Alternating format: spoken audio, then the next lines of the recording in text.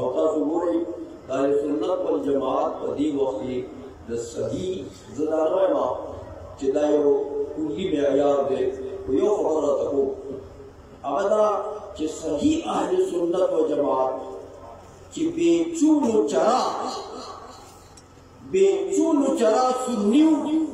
هغه به درته لبیک یا رسول الله وایي سبحان الله دا ناره چې څوک وي دا بې حسابه بې کتابه بې چونو چرا سني دی سبحان الله او چې دې کې درته څوک خبرې کوي لږ تپوس خو دې وکړه بیا که نه چې اشنا دا ته چې د دې لبیک یا رسول الله د دې نارې مخالفت کوي آخر په دې کې شرعي نقصان څه دی هغه خو راته وښایه که ته یا رسول الله وایې نو دا لبیک چې ورسره ملاو شو دا خو صحابو ملاو کړی موږ خو نه ملاو کړی نو دا خو د صحابو ناره ده په صحابو کې چې دا ناره دومره مشهوره وه ګورئ هغه حدیث چې تاسو رسول الله د علماؤ اورېدلي حضرت معاذ بن جبل رضی الله تعالی عنه چې مقدس صحابي دی حضور علیہ السلام ورته یا معاذ دی لبیک یا رسول الله لږ ساعت پس حضور ورته بیا آواز کوي یا معاذ دی لبیک یا رسول الله یو ساعت پس ورته بیا حضور آواز کوي یا معاذ دی لبیک یا رسول الله دا درې ځله په حضور نبی کریم صلی الله علیه وسلم دا د لبیک آواز ولیکي چې راتلونکي خلک حضور ته پته وه د حضور علم وسیع علم د رب کریم متبع علم ورکړی یقین تاسو کې موږ دا حدیث ګورو کله کله داسې یو حدیث راشي چې زموږ یقین راشي په دې خبره چې دا خو حضور سم دی د څوارلسمې صدۍ او د پنځلسمې صدۍ د خلکو ته کتل او دا خبره یې کړې ده سبحان الله د حضور علم داسې دی درې ځله یې پرې دعوا وکړو اوس خو خلک په یو ځل هم خفه کېږي په صحابه باندې حضور علیه السلام درې ځله مکرر دعوا وکړو سبحان الله که نه خو په یو ځل کافي وکړو شریعت د پاره خو د صحابي یو ځل ویلو کافي د جواز د پاره خو د صحابي یو ځل ویلو کافي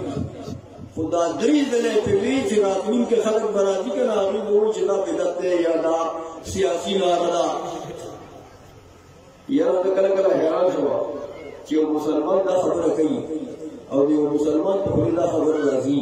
چې دا سیاسي لاره ده د دې مطلب دا دی چې د دې مسلمان دین به جدا او سیاست به جدا تاسو پته د مسلمان سیاست هم دین دی د مسلمان دین هم دغه سیاست دی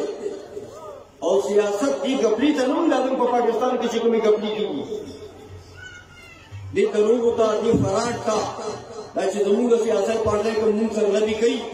دا خو سیاست نه دی دا خو فراډ دی سیاست دې ته وایي ګورئ حدیث دی د بخاري حدیث دی چې کانت بنو اسرائیل تسوسهم الانبیاء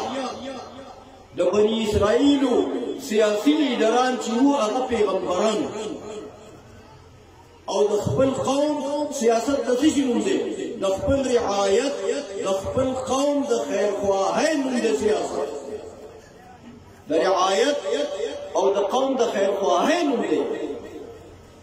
د قوم سره د فراق کولو دوکې کولو دروغ ویلو سیاست نه دی دا خو بکواس دی دا سیاست نه دی ځکه او بیا د مسلمان دین اسلام سیاست هم دی دین هم دی د مسلمان بل سیاست نشي کېدای فراق دوکې دروغ دا خو په اسلام کې حرام دي ناروا دي ځکه زمونږ دین اسلام دی زمونږ سیاست هم اسلام دی زمونږ سیاسي منشور هم اسلام دی زمونږ سیاسي دستور هم اسلام دی او چې په دې باندې خدای پاک د ژوند تېرولو چاله توفیق ورکړي د هغه نه لوی خوشنصیب به وګوري لږ غوندې هغه خلکو نه تپوس کوئ چې که دا سیاسي ناره وی نو صحابه کوم سیاست کو پاکستانی سیاست صحابه کو ابي بولي دا ناروا حضور علیہ السلام په ټول دې درواله خو بای دا دین دې دا د ادب لفظ دې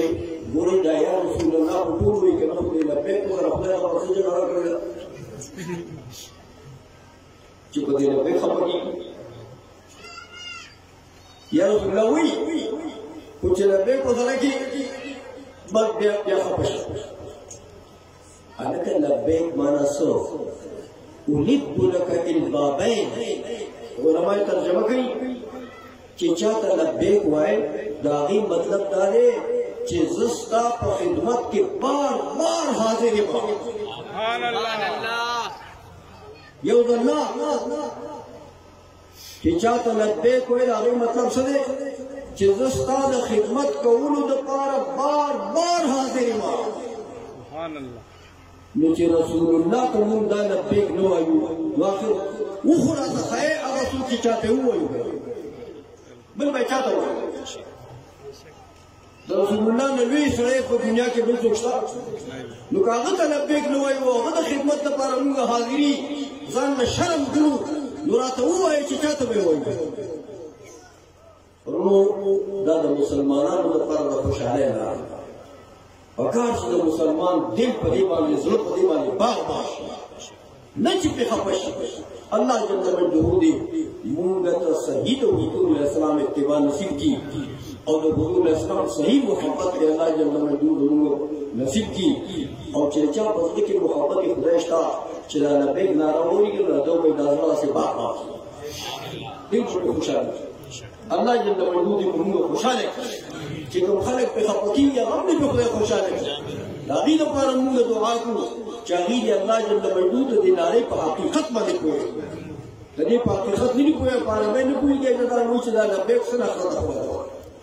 د دې رسېږي مسلمان په باندې